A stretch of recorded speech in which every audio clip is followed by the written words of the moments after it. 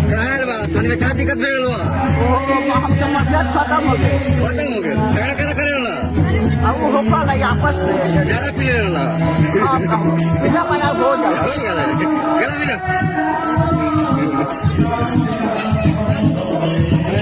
So guys आप सभी को पता ही होगा कि लोगों के चढ़ावे बढ़ावे में आकर झगड़ू महतो मनी मिराज की टीम से निकल गए थे और झगड़ू महतो न्यूज़ और मीडिया वालों से काफ़ी मनी मिराज की काफ़ी सारे बुराइयां किए और काफ़ी मनी मिराज के वीडियो के माध्यम से काफ़ी बुराई किए झगड़ू महतो न्यूज़ रिपोर्टर वालों से।